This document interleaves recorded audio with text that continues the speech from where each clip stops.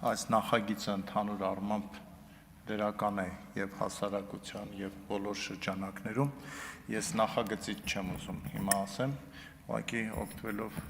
այն իրավիճակից որ պաշտպանության նախարարը այստեղ է այսօր լրատվամիջոցներում տարածվեց տեղեկություն որ ոմն մեկը Հայաստանի պաշտպանության իրավիճակային հետ կապված ստահոդ տեղեկություն ա տարածել։ Վաղուց նման բան չէր եղել, բայց այսօր ունեցանք, եթե այսօր ունեցանք, ուրեմն դա նշան է, որ առաջիկայում ենք ունենալու։ Ես խնդրում եմ, որ կառավարությունը, պաշտպանության նախարարը, ես դա կանեի, բայց ես որ անեմ մի քիչ կարող սխալ անեմ, ճիշտ չանեմ,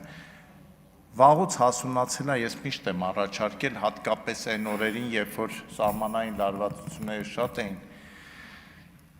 օրենքով կարգավորենք, որ սահմանային գծի վերաբերյալ,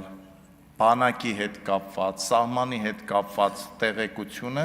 իրավունք ունի լրատվամիջոցը հրապարակել բացառապես պաշտպանության նախարարության հրապարակումից հետո, դա վերաբերվի նաև անհատներին, որովհետև չի կարելի այսպես ազատություն, լրատվամիջոցներ, խոսքի ազատություն եւ վերցնել ու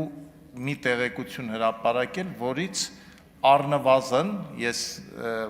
հարցի ամենաթույլ կողմն եմ նշում, հազարավոր ծնողներ տագնապ են ունենալու, որոնք զինծառայող երեխա ունեն կամ ամուսին ունեն, այնպես որ ես խնդրում եմ այս հարցին լուրջ վերաբերվել, որովհետև չի կարելի ով երբ ուզի բանակի ու սահմանի մասին տեղեկություն հրապարակի, շնորհակալություն։